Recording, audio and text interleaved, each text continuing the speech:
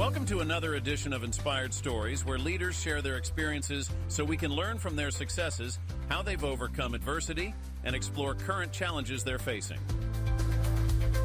Welcome to another edition of the Inspired Stories podcast, where leaders share their experiences so we can learn from their successes and be inspired by how they've overcome adversity. My name is Anthony Codispoti, and today's guest is Dominic Rubino. Dom has started, built, and sold a number of companies. He built an online pharmacy up to $120 million in sales before he sold it. And he helped build the FocalPoint business coaching franchise from 6 franchises to 237. Today, he spends his time showing contractors how to work smarter, not just harder. He pulls from his decades of experiences to help contracting businesses level up. He hosts 2 of his own podcasts called Profit Toolbelt and Cabinet Maker Profit System. He's written a new book called Construction Millionaire Secrets, where he references numerous case studies and examples of similar businesses in construction and cabinetry. He's been featured in Forbes, and he's done his own TEDx talk. Before we get into all that good stuff, today's episode is brought to you by my company, Add Back Benefits Agency, where we offer very specific and unique employee benefits that are both great for your team and fiscally optimized for your bottom line. One recent client was able to add over $900 per employee per year to their bottom line by implementing one of our proprietary programs. Results vary for each company, and some organizations may not be eligible. To find out if your company qualifies, contact us today at addbackbenefitsagency.com. Now, back to our guest today, the founder of multiple businesses, Dom. I appreciate you making the time to share your story today. Yeah, Anthony, thank you. That was a really nice intro. It's like my mom wrote it. I called her beforehand. I said, perfect. Yeah. What can you tell me about this guy? Yeah. So you've got quite a varied background, Dom, and I want to hear about a couple of your previous ventures. But first, let's set the stage for kind of present day. In simple terms, tell me what it is that you're doing now. What do you specialize in these days? Well, I've been a business coach for a very long time, and I love it. And what I do is myself and my team, we work with contractors who want to get to the next level. And you know that everybody talks about getting to the next level, but one of the challenges is if you think about it as a curve, you can't see over that next hill. So we show people the clarity, the tools to use to get there. Really, it's all about creating simple systems in your business to get yourself where you want to get. And you do this through one-on-one coaching? Is this a group coaching system? How does this work? Yeah, well, so I've got 2 podcasts, as you mentioned. So there's a lot of free education there for people. But then if they do want to work with us, there's group coaching and then there's one-on-one. And we use a model that you might be familiar with as well, which is the EOS framework from the book Traction by Gino Wickman. Yep. It's a good foundation. And from there, we add on additional layers depending on the trade, depending on the person. You know, there's different things going on if it's a family business, different things if you're a solo business, slightly different things if you're in cabinetry, and slightly different things if you're a HVAC. So we use different tools for different trades. Okay. Let's come back to that because you've got an interesting backstory that I want to hear at least about a couple of these businesses that you've been involved with before. The first one's the online pharmacy. You started, you built up to $120 million in sales and then sold. Tell me about this. What were you doing right that allowed you to grow so fast? Doing everything wrong, but just at a great speed. So, you know, this was a long time ago, right? So the company's called CanadaPharmacy.com. It has been sold a couple of times, so I'm no longer affiliated with it. But my cousin and I had both been transferred out into the prairie region, and we got bored. We're in towns about an hour away, but we'd meet up all the time. So we started going to garage sales and flea markets. And we were buying used calculators and ColecoVision games and selling them on eBay. Remember the first days of eBay? Yeah, and I remember ColecoVision too. Yeah. The little handheld. That's right. Yeah. Actually, the ColecoVision head-to-head football, you know, it was a brown unit, had little red lights, and you 2 people. Oh, okay. Now I remember that one. Yeah.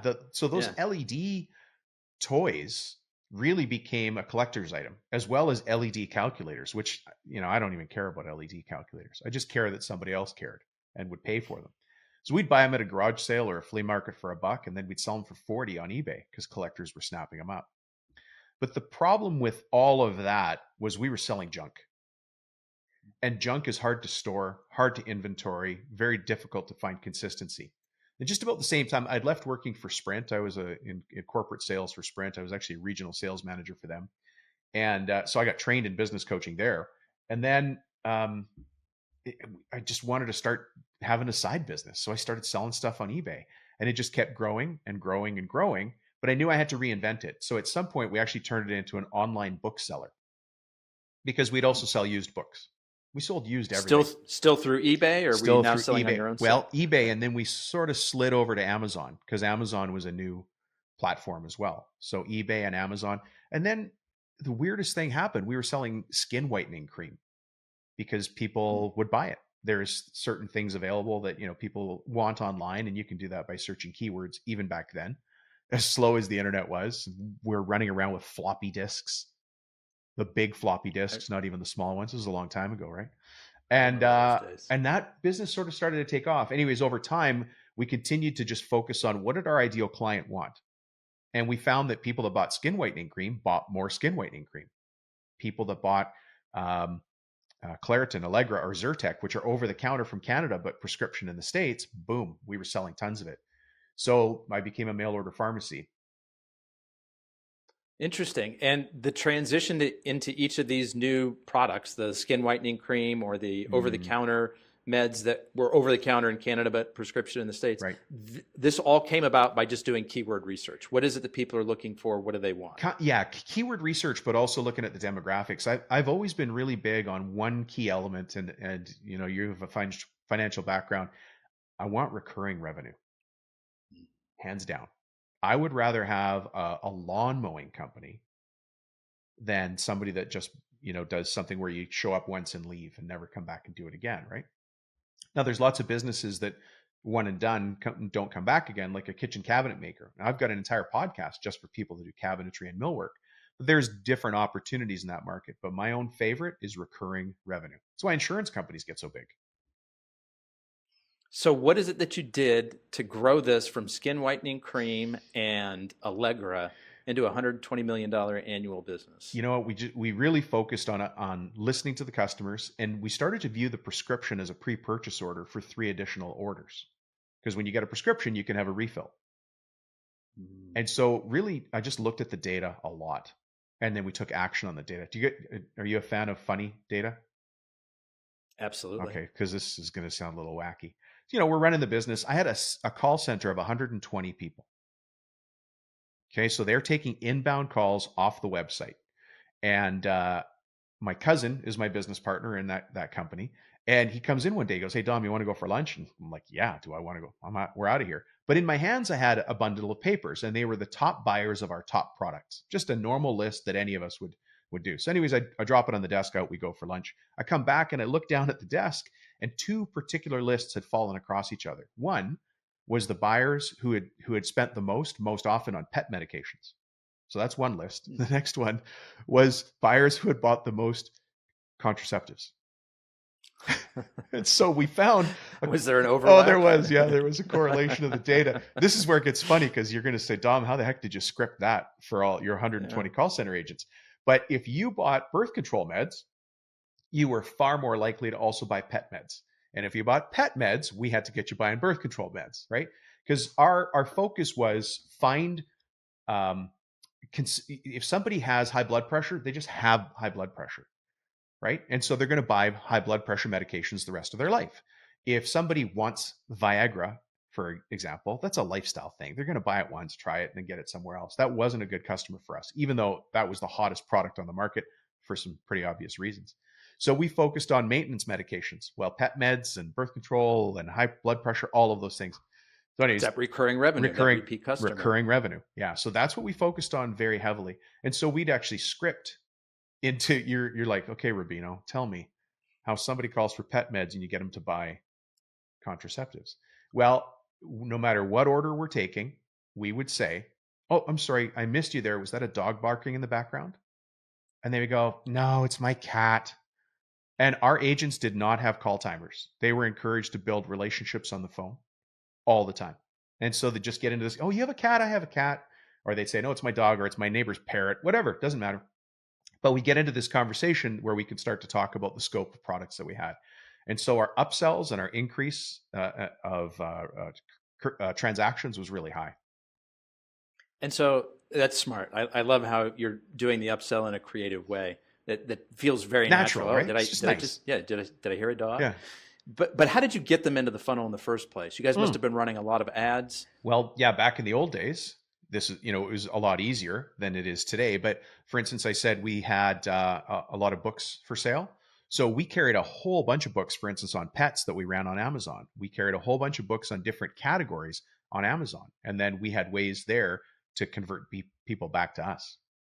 So top of funnel back in those days was kind of easy and kind of hard. We, of course, used paid Google AdWords. It was called Overture. I don't know if anybody remembers Overture. We were spending like $250,000 a month on Overture. And the sales rep called us one day. He's all proud. I'm coming by with a Christmas gift. And we're like, wow, this should be good. We spent like $250,000 a month with this guy. And he came and he gave us a wooden gumball machine. I'm like, you got to be kidding me. Like, not that I didn't expect a gift, but I would have been happier with no gift than this thing that they bought at a church garage. Like, what are you doing? Anyways, if anybody remembers Overture, they're old. Like I me. do. Do you? Yeah. Oh gosh. Oh yeah. Yeah. I was back in the internet space back in. I started in '97. So yeah. A lot of, you're talking about the floppy disk, and I can relate to a lot Did you get the gumball machine? There.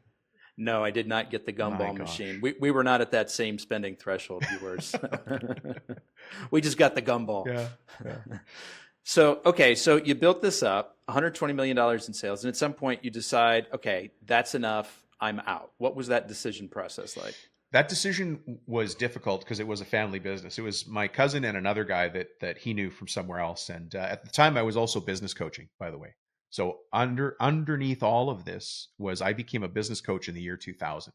And I actually got trained out in Australia. And then I was doing really well as a business coach, which the only measurement for doing well as a business coach is, are your clients getting results? At least that's what matters to me. So keep in mind, I'm running the pharmacy and I'm a business coach at the same time.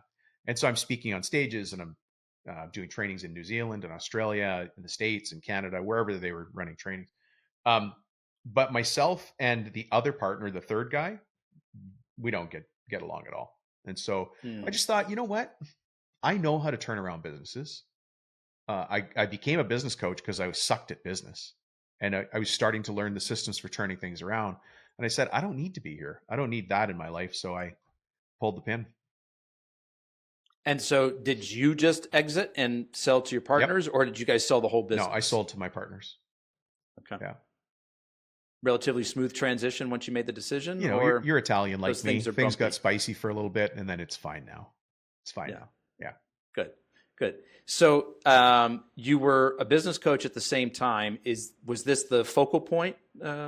Is that how you learned to become a business coach? So it's funny you say it. So when I learned to become a business coach, it was actually out of an Australian-based franchise called Action Coach, which is led by a guy named Brad Sugars. And I learned a lot there. I'm glad I was there, although I'm very different as a coach today than I was back in, the year 2000. But I started to know other players in the industry because I was a trainer, I was on stage. And so sometimes I'd be on stage at an event and I met Brian Tracy. So eventually another person I knew became partners with Brian because Brian was starting to launch a franchise. And when my franchise lapsed at Action Coach, this other guy and I were talking and I became his partner. So me, him, and Brian Tracy became partners in the FocalPoint franchise. And I took what I knew in training coaches, supporting coaches, getting client results, and I attached that to FocalPoint. And I trained the coaches there to do the same.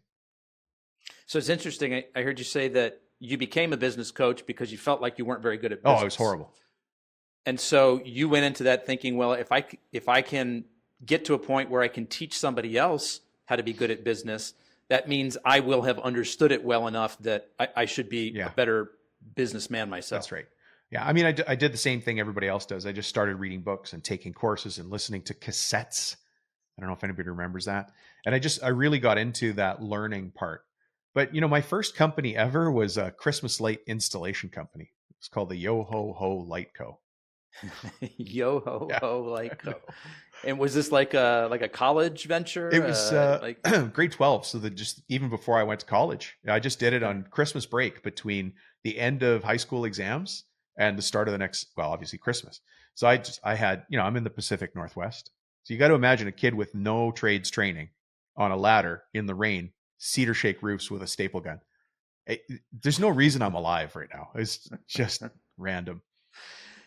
So you've had this entrepreneurial bug for a long time. Yeah. Since you were a kid. Yeah. Yeah. Yeah. And the first place that it came out was the Christmas tree light installation company. Yeah, the Christmas lights. And were you good at that? Was it successful? You know what? I'm pretty good at selling. I have ice water in my veins. I'll cold call anybody, knock on any door, phone anybody. And that's what I did. I just knocked on doors back then. And then I got a deal and I just asked for a referral. And so I got the next referral. But actually what changed for me there was, you know, you can only go so far with that. I remember trying to go get insurance from a local insurance broker, and he repeated back to me the business, kind of like I just did. He goes, okay, so you're an untrained kid. You got no license, no ticket. You're on a ladder on cedar roofs in the rain with a staple gun and electrical wires. I'm like, yeah. He goes, nobody's going to insure you. But it was the first time anybody told me the facts of my business. I was just out there, you know, climbing ladder. So anyways, I became a student painter. You know, the college pro franchises that you do in college. Well, I was with something called AAA Student Painters, which is a different flavor of the same thing. And so I learned about business systems there. That's the first place I started to learn systemizing businesses. And I really got hooked on that. So born natural salesman, ice in your veins, cold call anybody. But what I heard you say that was key is that you learned to ask for referrals. Yeah, right. Yeah. Yep. Yeah. I think that's an important lesson that not a lot of people in business, you know, get comfortable with. Right. You want to talk about how you kind of hit upon that at a young age? I just talk, man. I mean, it was a lot of it was just moxie in the beginning. Yeah. And then you learn, oh, that's called asking for referrals. I should do that more. You know, believe it or not, the very first house I knocked on was, and like it was after dinner. It was a neighborhood I could walk to from my house, but a richer neighborhood than where I lived. I couldn't afford anything. So I was printing on 8.5 by 11 sheets of paper and I'd cut them in 4. So they were these tiny little slips, right? Efficient. So I knock on this guy's door and he comes to the door and I'm like, hi, install Christmas lights, you know, pimples all over my face. And he walks outside right away and closes the door behind him. He's like, are you kidding me? This was the first house I knocked on. And I'm like, no, I do lights. He goes, what's it going to cost to do my house? I had no idea. I go, $200. He goes, done. My kids are inside right now asking if I'm going to put up lights. Well, this guy had a ginseng farm. Do you remember the big swing in ginseng in the 80s? Everybody was starting ginseng farms. Well, he had that. And he also had a fasteners company, like sold screws and bolts and nuts and washers. Just crazy busy all the time. So I did his house and he goes, hey, can you do my mom's house too? I'm like, yeah, just anybody else in your family need Christmas lights? And so I probably got 3 deals off that deal. And then everybody there, I just asked, you know. So before you knew it was called a referral, you were just talking and trying to help. It just came about. I'm just trying to help, right? Trying to be friendly and yeah. So you learned systems for the first time from the painting business. Correct. And what kind of systems? Like paperwork, like how to like stay on top of like give a quote and follow up, or stuff I didn't even know, Anthony. Like I didn't know there was a process for selling. I didn't know what pre-qualifying was. I didn't know how to price. I didn't know how to set up painting is lightly construction, but I didn't know how to set up a construction site for efficiency. And I learned all those things there. You know, you want to hear a painful story? Yes. So my sales manager, who by the way, on his own has now gone on to be a very successful software guy in the stock market industry. His name is Marcus New. I got to give him a high five, even though I hated him for many years. So he was my sales manager at AAA Student Painters. And he goes, Dom, I'm going to come out with you one day and we're going to see one of your sales calls. Cause I was busy. I'm always a very high activity guy, lots of prospecting, lots of appointments, but I wasn't closing. So we're meeting with this architect and his wife in a beautiful home near the university district, which is very frou-frou, lots of money. So we go in there and they're like, okay, we're going to think about it. I'm like, great. You know, I'm here whenever you're ready. So we walk out and Marcus, my sales manager, is with me. We're on the front step, but the door is still open. The couple is still standing there. And Marcus goes, are you an effing professional visitor? Those people need their house painted and you didn't ask enough of a question. He goes, you're wasting my time. Don't call me again until you go get kicked out of 3 houses. And then he just stormed off in his Porsche. And I'm standing there on the front porch. These people are at the door. They're like 1.5 feet away and heard him tear me a new one. And you know what, Anthony? I went and got kicked out of 3 houses that week. Just because when you say getting kicked out, it's because you were so persistent. Close hard enough to get kicked out. Yeah. Close hard enough to get kicked out. And what did that do for your sales trajectory? Now I'm fine. I'll ask you, Anthony, do you want to find a way to work together? And if you say no, obviously now I'm a little more mature. You're fully qualified at that point, but I'm probably going to ask you 50 times before you hear the question, because there's soft closes and hard closes. There's assumptive closes. Like, gee, if this makes a lot of sense, what's the timeline look like on your side for getting that solution? That's still a closing question. There should be lots of those. If I care enough about you, my customer, and I'm curious about why this would be a solution, you should probably have about 1 or 2 closes a minute. There should be assumptive conversations the whole way through. Well, these are some gold nuggets here. What are some other examples of those that you can give? Some of them are the standard ones, right? If you could fix this, what would it look like? Or, Anthony, this is interesting. Obviously, you've thought about it for a lot. I wonder, have you ever had a chance to talk to your competition or see what they're doing? And you'll say yes, no, etc. I'll say, well, what are they doing different that makes you even pay attention to them? And then you'll tell me the answer. I'll say, well, if we could find a way to do that, is that going to get you where you want to get next? And again, it's not manipulative. I really care about my clients. If they want a goal, we will get you there. I just got to find out what you really want. And so that's the conversation. It's just really deeply trying to understand their why. I'm not trying to sell something. I'm trying to help somebody. I know you've got a lot of free content on your site and in your podcast. If there was a white paper with those, what did you call them? Presumptive sales closes. I think that would be soft closes. Yeah. Soft closes. Yeah. I think that would be a good one. Yeah. I should put them in there. So, okay. So let's move on to business coaching. Mm-hmm. You learned from an Australian That's right. Franchise how to become a business coach. What were some of the key lessons that you pulled from there that you were able to apply into your businesses? You know what? I could probably boil it down to one word: mindset. All right. Or here, I'll give you a funny one, because Brian Tracy, who I became partners with later, has a bunch of great sayings. In the land of the blind, the man with one eye is king. Right? So that mindset of success, I don't have an inventory. As a business coach, there's nothing really on my shelf. I mean, those books are a great example. But I have an inventory of my mind. So I don't need to be smart, but I do need to be wise. And wisdom means asking great questions, listening as carefully as I can with deep curiosity, and then drawing on the tools that I think will work in the simplest way I can. To me, that's what business coaching is. It's about wisdom.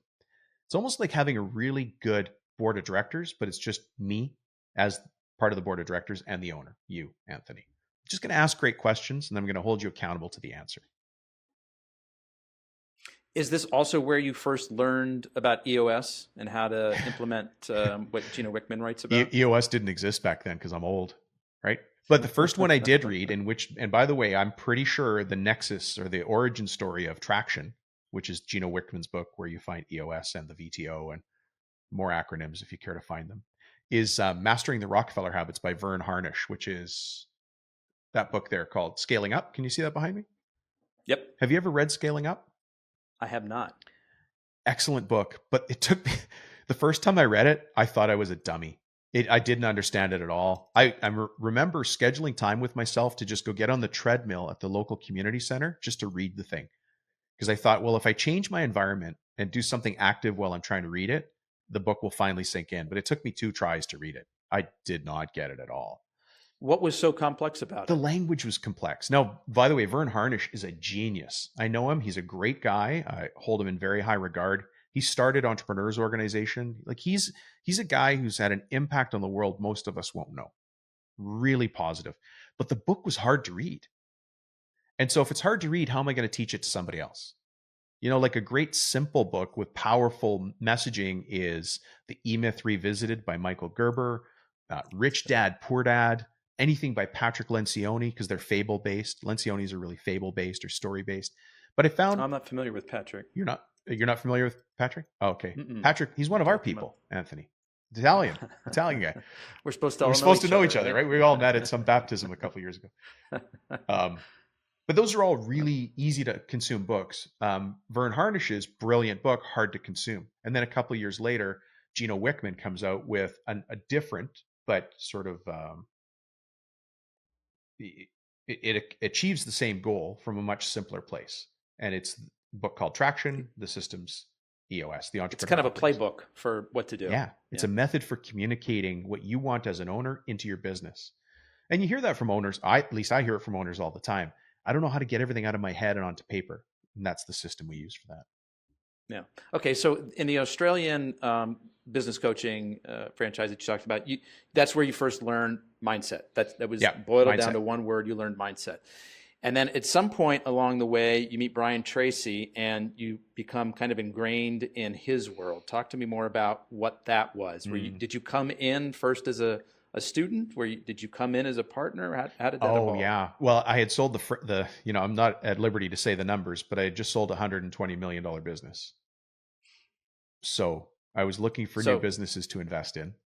You were doing pretty well. I was okay. Yeah. And then, like I said, somebody I knew bought the rights from Brian for the global master franchise to take that business where it needed to go. And so I became partners in that business. And so I became the global master franchisor. Long title.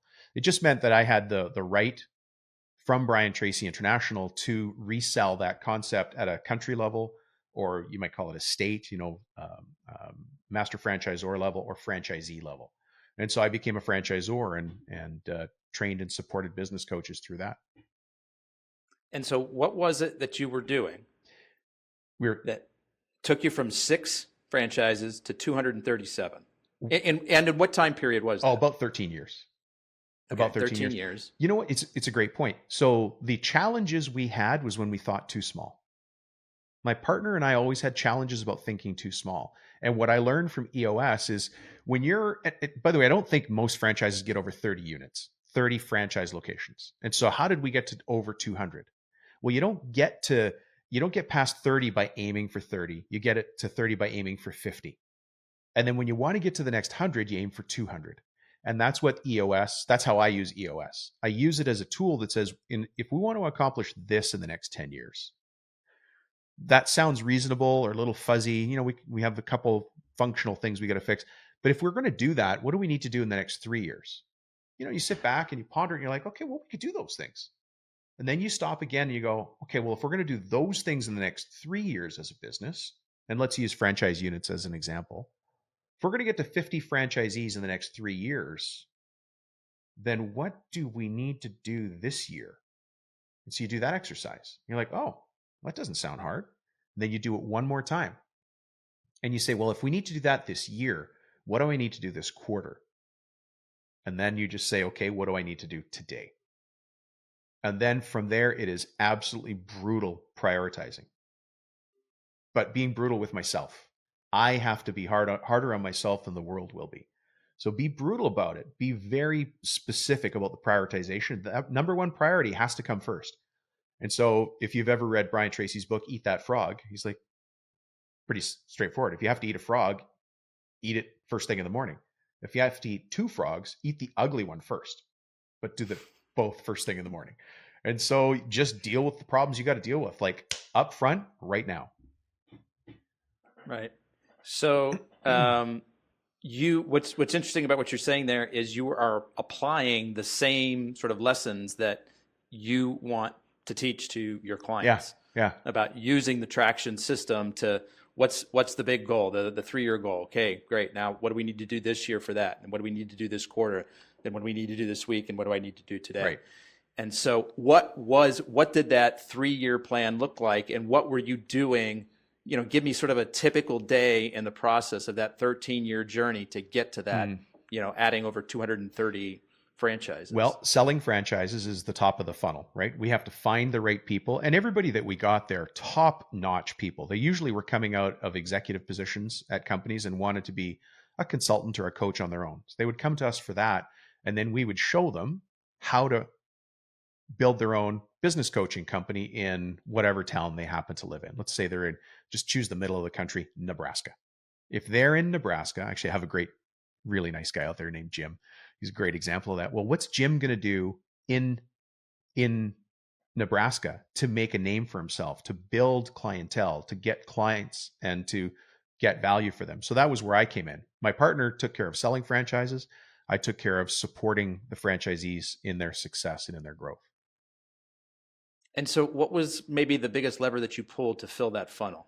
What was the thing that was working to bring in those leads? To bring in the leads for selling, we used franchise brokers for that. A lot of times franchise brokers, referrals from, one franchisee was doing well and had a friend who used to be an executive with them at the Hilton chain or something. And so their friend would go, hey, I like what you're doing. Well, go talk to these guys. Right.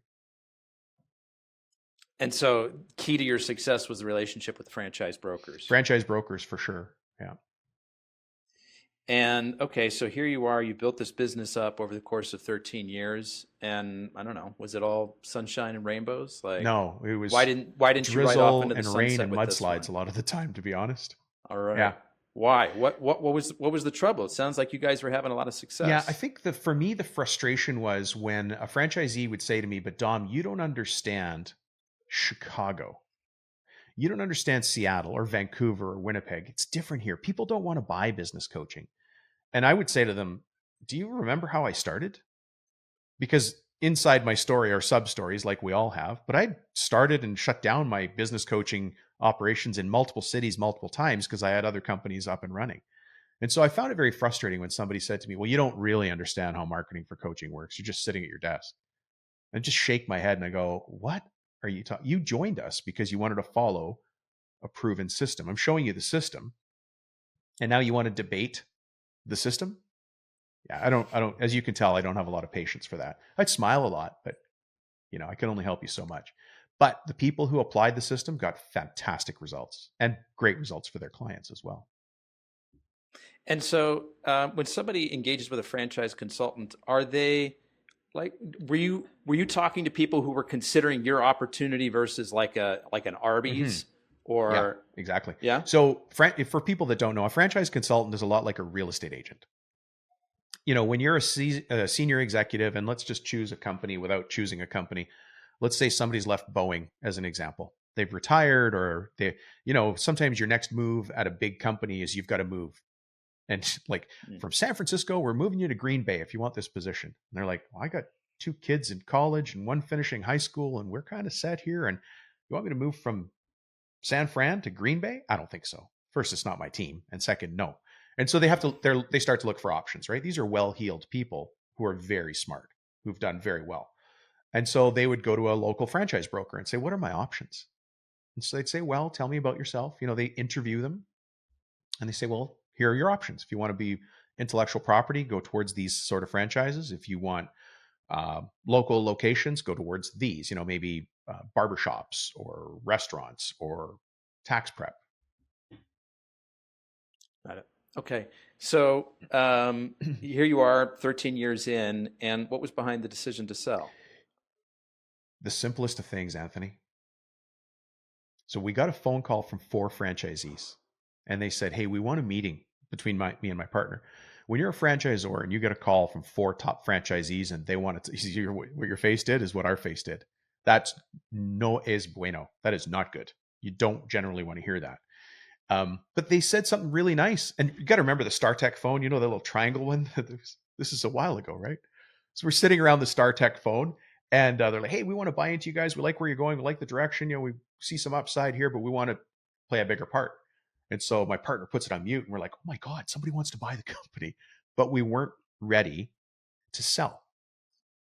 So a lot of people out there listening want to sell their business one day, but I have to go in. Can I go into business coach mode for a sec? Absolutely. You might want to sell, but if you're not buyable, good luck. I have to be buyable before somebody will buy me. And so I put that challenge to anybody listening. Are you buyable? Really? And so we had some things that we were still working on. We had our EOS plan. We felt like we had a lot of things to work on. What do we need to be buyable? So we said, no, thank you. Anyways, I go home for dinner that night. And the way we're eating dinner, I'm sitting here. My wife is just exactly to my right, and my son is sitting next to her. And my wife goes, as you often do at the dinner table, hey, honey, what happened at work today? I'm like, well, the craziest thing. Some franchisees asked if they could buy into the business and be our partners. Oh, wow, that's great. Are you going to sell? No, we're not ready to sell. And so I launched into a speech I'd given Anthony 52 times that year and 500 times over my life to my poor, sweet wife. I said, you know what I'm going to do is I got to go down to, where was this? I got to go to San Diego next week. What I'm going to do is I'm going to leave on Sunday night so I can be there for Monday morning, but I'll go as late as I can so I can hang out with the kids. Then, because I'm so clever, I'll come home Thursday night and I'll be here for Friday. And she's just like, okay, yeah, that's what you do. But what I saw was right next to her was my son. And he didn't say anything except he shrunk in his skin. He just dropped his shoulders and dropped his head. And I thought, what I thought I can't say on a podcast, but it was all directed at me. And so I walked in the next day and I said, I'm selling. I don't need this. My family needs That it. quickly, you made that decision. Right there. How old was your son? 6 or 7. It took 2 years to unwind that particular conversation. And I'm still not at liberty to talk about much of it because I'm still being paid out on that exit. But my values are, nobody's going to write on tombstone, world's greatest master franchisor. No, I'm here to be a dad. I'm here to be a good husband. I made promises to my wife. She's awesome. She's so understanding. And I'm not. And I was just blowing it by traveling all the time like a dummy. I was a regular at Terminal 2 at the Phoenix airport. You got a VIP bad, card? Man. That's bad. Got a plaque for that? Yeah, right? So your 7-year-old son breaks your heart just with his body language and completely resets your mind. Like this, I need to take a different approach here. How soon were you able to tell him the news? And what was his reaction? Did he understand? Did he understand even what that meant? I don't know that he does today. This is great. I've never been asked that question, but I thank you for asking it. I don't know if I'll ever know. I mean, he knows because I just reinvented myself. Because of business coaching, public speaking goes hand in hand with being a leading business coach. And I know that sounds egotistical, but I'm a really good business coach. I was only born in this world to do one thing, and that is be a business coach. I'm the happiest, most fulfilled guy you've ever met. I love this. And so I can be a speaker. I can be a pretty good speaker, but I'm never going to be the greatest speaker in the world because I won't prepare. I just get up there and I wing it because I'm used to being reactive to this kind of conversation. I'm trained for that. And so I thought, okay, with all of the things in place, why would I go be a public speaker and fly to Chicago and then Dubai and then over here to Calgary? What am I doing? I'm just recreating the same hamster wheel for myself. And that's when totally by random podcast came across my desk, like random. How did that come across your desk? So, I do lots of speaking. And so I got asked to speak at an industry I'm very familiar with, which is cabinetry and architectural millwork. And for people that don't know the words architectural millwork, when you walk into a hotel lobby and you look at the ceiling and it's made with beautiful swirling wood and the desk is fantastic, and that's not a cabinet maker that makes that. It is the superhero of cabinetry. Those guys are called architectural millworkers. So I was speaking at one of their conferences locally. And they had this technology. They said, well, Dom, some people can't make it. Can we video this and record you for audio? I'm like, yeah. And then because I'm Anthony, thank you. Because I'm myself, I said, can I have the video too? And they're like, yeah. And I thought, well, how am I going to use this? And it just overlaid with, I don't want to travel to speak. And I thought, well, I'll just make it a podcast and see how that goes. And here we are between the two shows. I'm close to 500 episodes now. How many years ago was that? 7 or 8. I don't know. Sometimes I don't do the math. Okay. I don't do the math at the gym either. Somebody goes, how much did you just do there? I don't know. I just work. Just till I got tired. Yeah, exactly. So you make the decision you're going to sell your part of the coaching franchise. Right. And then how long was it before you found this new thing that you were going to do? There are exercises that we do for reinvention of very powerful business leaders because we do it all the time as business coaches. So, looking back, Anthony, 10 minutes, but it probably took me 2 months, 3 months. Well, it's still pretty quick. I've gone through life transitions like that myself, and 2 to 3. It's hard. Yeah, it's really hard. Frustrating. There's sort of a loss of identity, a loss of self. Like, okay, I was this guy over here. Now I'm in this in between space. I don't know what's next. I don't know where I fit into this world. I think a lot of people that have, sorry to cut you off. No. It's funny, you and I have just met. That is exactly the mindset that I've gone through. And it's exactly the mindset I've seen with so many clients who have sold their company or resist selling their company because their identity is, but I'm Bob's Roofing. I'm Bob. But I'm Bob's HVAC. But this is Bob's Cabinets. If I'm not here, the company can't continue. And this is where I have to say, Bob, really? Are you kidding me? Bob, we have systems in place. You have people in place. You can step away. But our identity is wrapped up in it. Yeah, you're absolutely right. Yeah, and for somebody who isn't that way, for people who aren't wired like that, they don't understand how disorienting that is, right? I started my first company, and I was in the internet space back in the mid to late 90s. I was the internet guy.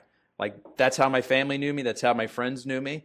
And then there was an opportunity to exit that and go into something completely different. And it was like, well, wait a minute, who are you? I thought I was this guy. Yeah. Now I don't see how I fit into this space. It's disorienting is the best word I can think of. What did your family say when you said, well, I used to be the internet guy, which they didn't understand back then anyway, right? That's true. Right. When I told people I was building web pages, they heard wet. Why are you making pages wet? And I'm like, no, it's like on a computer. Oh, you're in computers. Yeah, just leave it there. Right. All right.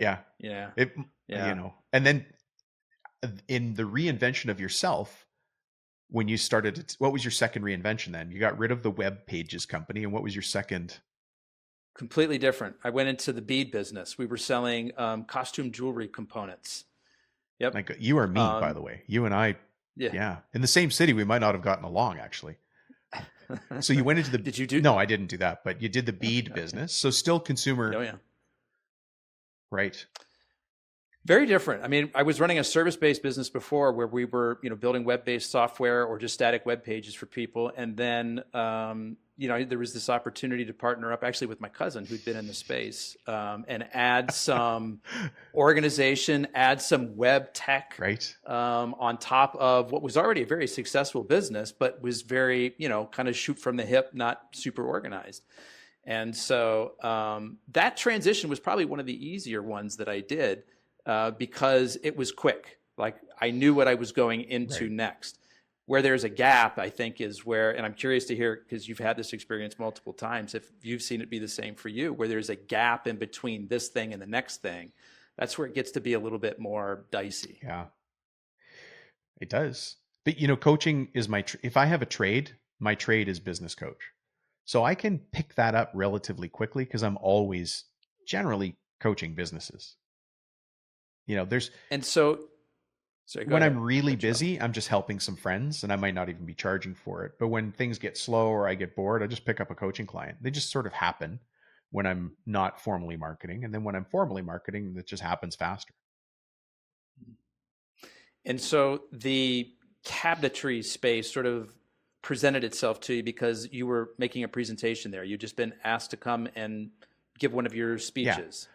And you thought, oh, there's something here. This is an interesting space. Yeah, well, the distribution model was interesting. So my first two clients in business coaching back in 2000, one of them made pool tables, obviously out of wood, and the other one made caskets and coffins. So those were my first two clients in business coaching ever. So, if you ever shake my hand, you'll see I've got pretty soft hands, and that's a dead giveaway that I'm not working in the cabinetry or roofing, right? That's the dead giveaway. But I've been showing people how to reinvent their business as they fly it for 24 years now. And just happens to be in the trade spaces. Anthony, I'm Italian, you're Italian. Around my kitchen table, to all the baptisms and confirmations I went to, the first job I had was with my uncle as a framer. It's just our normal family conversation to talk construction. My brother-in-law is an excavation contractor. It's just us. It's just normal for me. And so as you were transitioning out of selling your previous business, you're like, maybe I'll pick a niche. And pick a niche that makes me happy. Yeah. Yeah. And so that's how you settled into this. And so you've got a couple of different sites. Tell me what the difference is. We've got cabinetmakerprofitsystems.com and we've got profittoolbelt.com. Right. And what's the difference? Why would somebody go to one versus the other? Well, really depending on your trade. So Cabinet Maker Profit System came out first because that was the first podcast where I specialized in cabinetry, architectural millwork, and people that make closets, which, by the way, is another underappreciated market. There's tons of work in the closet business. But what I realized there is, based on feedback, I was getting emails and calls from builders and GCs who were listening to that show. And the reason people listen to my show is because both of my shows are about the business of business. Because remember, I'm a business coach. This is going to sound weird, but it doesn't matter to me if you're a dentist, if you're an architect, an engineer. It doesn't matter to me if you're a chemical engineer. Can I coach your business? Yes, all day long. It just does not matter, because a business has to provide service to its clients. It has to take care of its employees. We have systems for that. I chose to focus on cabinetry. But then I would get business questions from GCs and other trades more and more. They were listening to the show, and I realized I'm not really serving them. So I started the Profit Toolbelt podcast. At this point in time, both of these shows are like, I don't know, if I get it wrong, it's by accident. 7 and 8 years old, or not 8 and 9 years old, long time. But Profit Toolbelt is for anybody in the contracting trades, whether it's residential, commercial, civil, or institutional. And it's the business of the contracting business. And what would people hear listening to your podcast? Who are the types of folks that you're interviewing, and what kind of content are you covering? To be honest, I interview people like you. I'm so glad I met you today, right? We're talking about wealth creation. We're talking about time management, team, how to estimate properly. One of the more popular things that, because I give free downloads to add value to people. There's this thing called the I Want a Raise script and system. And you have to see it in real life to understand it. But it happened to me when I was running one of my companies. Is I'm walking across the floor, and a bunch of guys are having lunch, and they're sitting on pallets and boxes and stuff like that. And the new kid turns around and he goes, "Hey, Dom, you feeling generous today?" And I'm like, "Hey, Jeremy, what's up?" He goes, "How about that raise?" And he was the new kid, and he wasn't even doing that great. Well, suddenly everybody turns around, like, when a dog hears a funny noise and it goes, "Huh?" My whole crew turned around and were like, "Yeah, Rubino, you feeling generous?" And so I didn't have a system in place for how to deal with when somebody just asks or demands for a raise. And by the way, I can't remember exactly, but I lost 2 employees because of that one dumb comment, because it opened up the floor to that. And so now we have a system. So I share those systems all the time. So what is that system now for when somebody asks for a raise? In advance, you have a simple system. And the simple system is, here's the expectations for working in this company, not for your job. The expectations for working in the company: attitude, time management, contribution, team. And it's a download. So it goes through the 8 or 9 different categories. But what's interesting, it doesn't matter which technical job you're doing, whether you're a roofer or you're in HVAC or you're doing cabinetry. It's all about what makes you part of the team. And then they get to self-score themselves. And then they give that to me. And we only deal with the variance. If they scored themselves a 5 out of 5 on something, and I think they're a 1 out of 5, now we have something to talk about. Everything else that we agree on, we just agree, right? But there's a system in place for that. And then there's some other systems too that dovetail. How often does that evaluation take place? Depending on your company, you want to do it every year or every 6 months. But you have to set that pace, because there are expectations from humans that if I get a review, there should be a raise. And that's not necessarily the case. So we also have to build that into the culture of our company, that, when are raises warranted? And you just have to set the expectations of your company for what works for you, for when that is or isn't going to happen.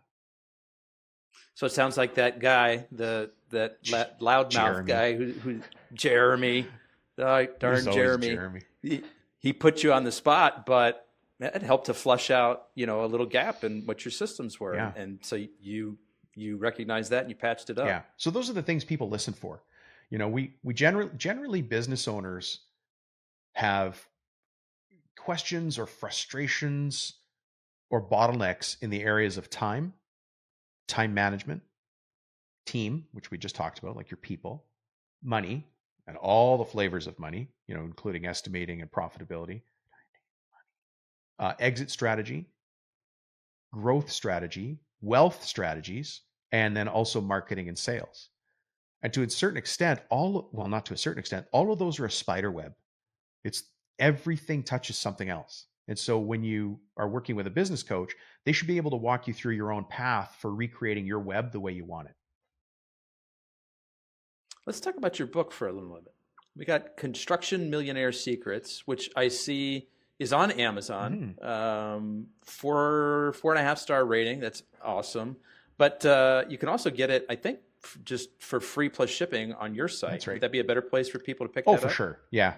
You know, Amazon sells it that way, but most people that find out about it, most people that find me through the podcast, and they do the free plus shipping thing because I guess there's a little closer connection with me than through, you know, Jeff Bezos. Well, and I think if you get it through your site, there's a couple of new chapters. Yeah. Are those in the one on Amazon? Or yeah. No. So the new chapters are coming, right? So the new Okay. chapters are new. It hasn't been put on Amazon yet. And the new chapters are time management and estimating. And, you know, there's 20 construction millionaire secrets. And I learned these by listening, by being a business coach, but in construction trailers, on oil rigs, like in boardrooms, on lots of Zoom calls, and not just where I live, all over the world, New Zealand, Australia, Brazil, down in the States, down in the South, in the North, East, West, and then in Canada. And what's interesting is we all think we're the only ones doing mold remediation or slab jacking or roofing or HVAC. No, they're doing the same thing in Brazil, and they have the same challenges. They just have those challenges in Portuguese. But we tend to think in our own city, we're the only ones with that problem. But you start to see consistencies, and the consistencies quite often come back to attitude, the attitude of the business owner. And so in your book, are you talking more about the attitude and the mindset kinds of things, or are you talking more about the specificity of like the hands-on issue that they're having with the particular trade? No, more the mindset of the owner. For instance, one of the secrets is construction millionaires train everybody the same. So it doesn't matter if you're running a company that builds high rises or single family homes, and it doesn't matter if that's in the Southern United States or Northern British Columbia, Canada. They train everybody the same. So the CFO comes into the company, they get training on what's our values, what's our vision, what's our goals, how do we do what we do, what makes us unique. Oh, and by the way, here's the stuff you need to know about being the CFO. But they bring in somebody who's a laborer, and they say, here's our values, here's our vision, here's our mission, here's what we do, here's how we serve our clients. And by the way, here's the expectations on the job site. So they train everybody the same. They don't act like the CFO doesn't need training, and they don't act like the laborer doesn't need training. We need to tell people what our expectation is for the company, because how we do things is what makes us different. That's great. Dom, let me ask you something else, kind of shifting gears. Sure. I'm curious, maybe an assumption or belief that you held in life that later proved to be incorrect. Maybe what you learned from that process. Can you think of a good example there? Oh my gosh, probably situationally. Come with that. Maybe ask me a different way. Is there something maybe something you used to believe as fact, something that was sort of a guiding principle for you, or maybe a misconception that you had, and then through years of experience and wisdom, you're looking back, you're like, well, I see that a lot differently now. You know, the first thing that comes to mind, I don't know if you ask me this 10 times in 10 different interviews, it might come out with a different answer. But the first thing that came to my mind is my relationship with numbers. Because I'm not naturally, I'm not a numbers focused guy. I love operations, but it's the data in the numbers. I used to ignore it a lot. And what I found is that measuring my key numbers and looking at them on a regular basis was increasingly important. And my trick, you want to know my inside trick for that? Is I'll set a meeting with somebody else in my company specifically to review the numbers. Not so much that they need to, but I need to. And when we start talking about the numbers, the actions just float to the top. I like that. Yeah. What is a fun fact some people might not know about you? Something you don't get to talk about very often just because it doesn't come up. I love fishing and hunting. So I really love both of those things. But a couple of years ago, I came up with this idea with my buddies, and I said, hey guys, every year, one of us is going to choose a different place to go fishing somewhere in the world. And then the rest of us are going to go there. So last year, we went to Molokai for bonefish. We fly fish for bonefish. I think this year, my buddy, it's his turn. And so we are going to either Louisiana or South Texas for redfish. In previous years, we've gone for salmon and other things. So it's that, I love being in the outdoors. I crave being in the forest. I pick mushrooms, I hunt, I fish. I know how to start a fire like 9 ways. You'd never know it, but yeah. What's the best way to start a fire? A match.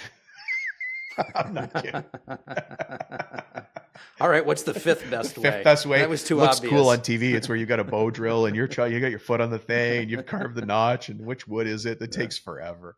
Oh my gosh, I don't know how we evolved, but but it's also fun to do those things. When you're in the forest, and I love teaching my son. I love having him out there. Him, my dad, and myself. It's excellent time for us. My son just got his first elk last year, which is a big deal. Yeah. And where do you live? You're Vancouver? I'm in Vancouver, Canada. And so we were hunting in northern British Columbia. And that was probably the hardest hunt I've ever done, just from like an admin standpoint. It was hard because you had to get access to agricultural land from farmers that didn't know me. Okay. Yeah. Because elk isn't available in traditional hunting. It is. Yeah, it is. But there's a special draw there for youth. And so my son was 14 at the time.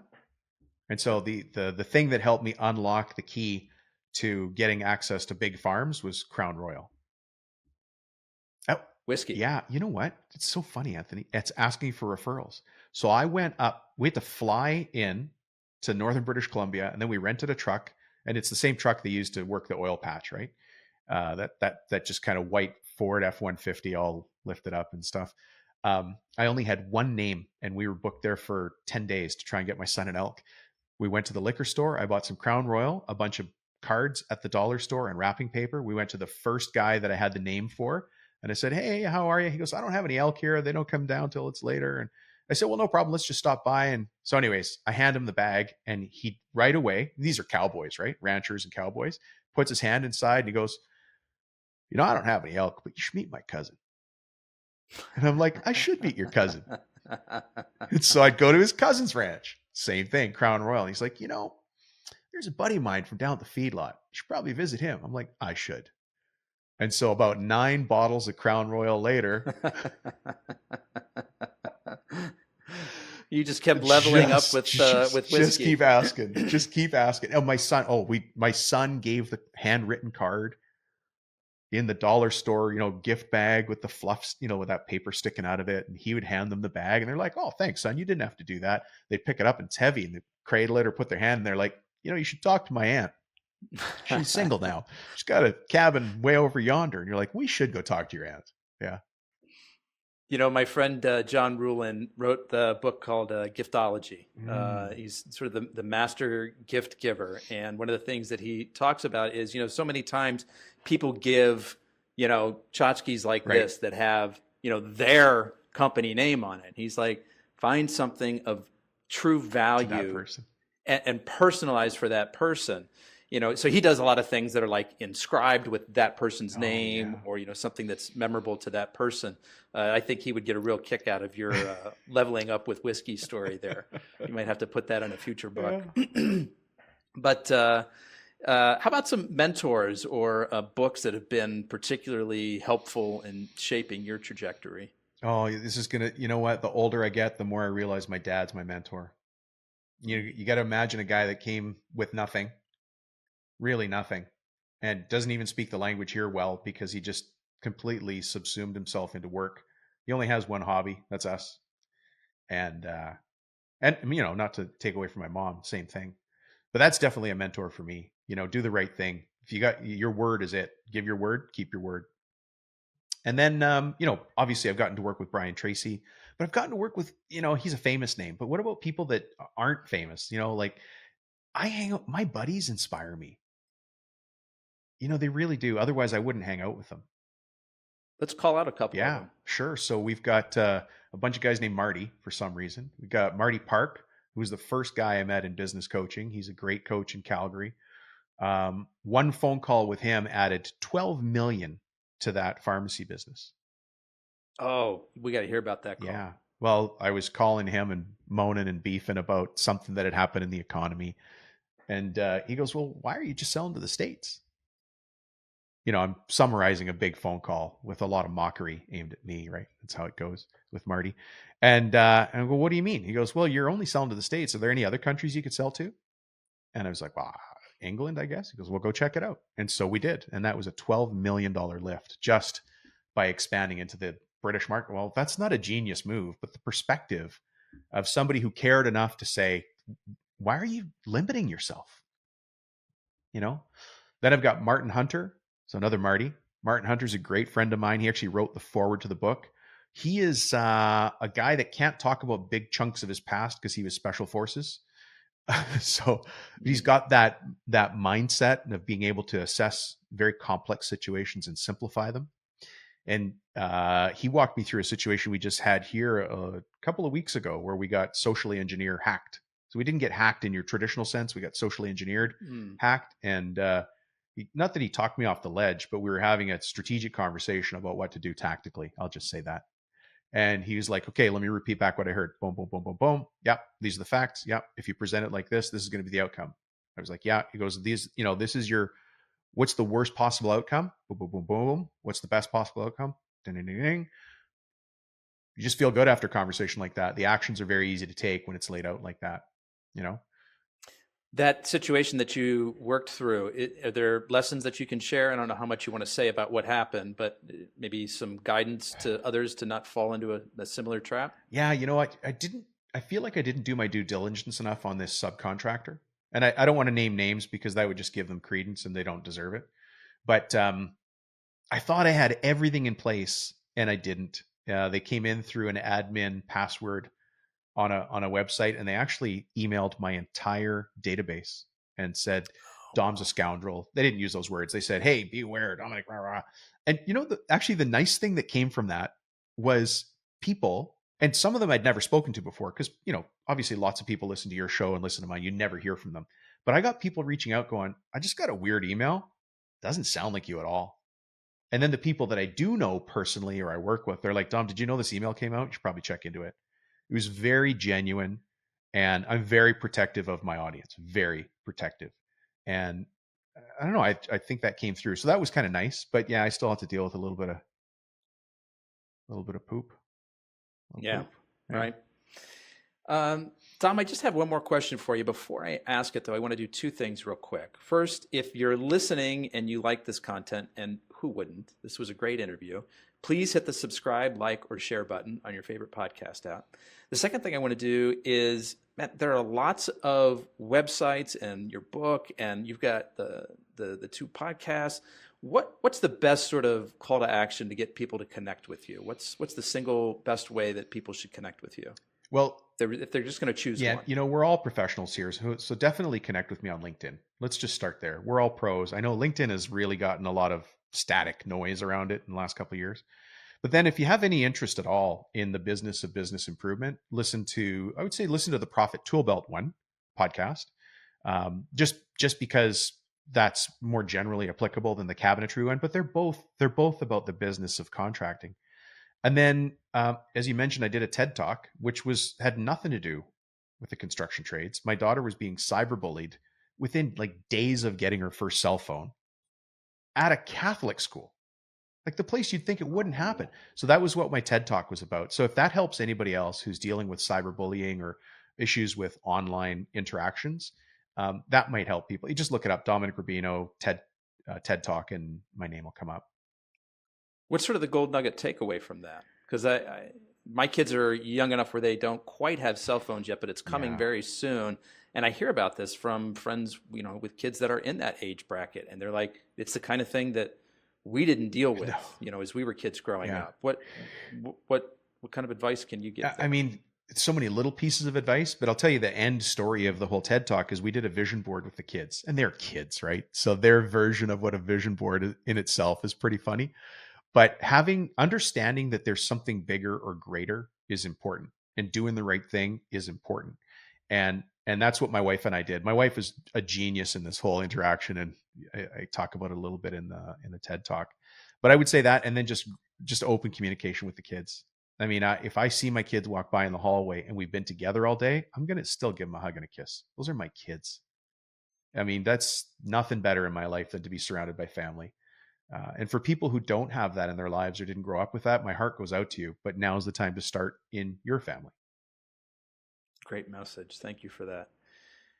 Okay, last question for you, Dom. I'm curious in what you're doing now in this coaching business industry. Like, where do you see things evolving in the next 5 years? Where do you think the changes are coming?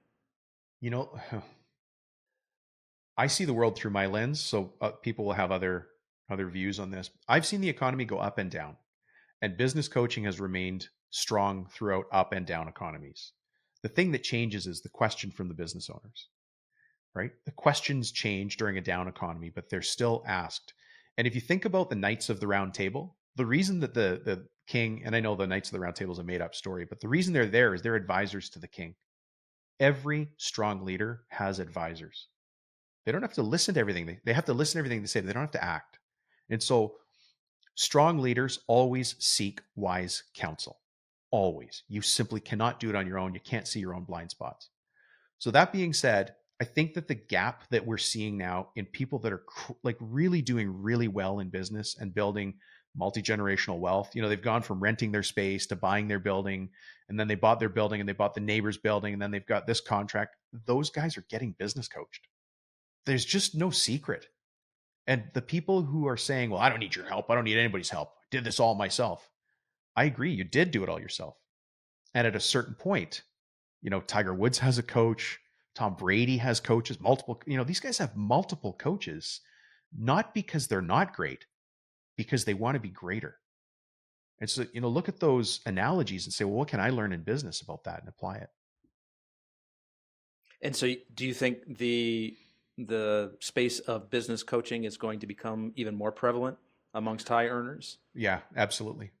It already is. So most of the high earners or high achievers have business coaches, whether they tell you about it or not.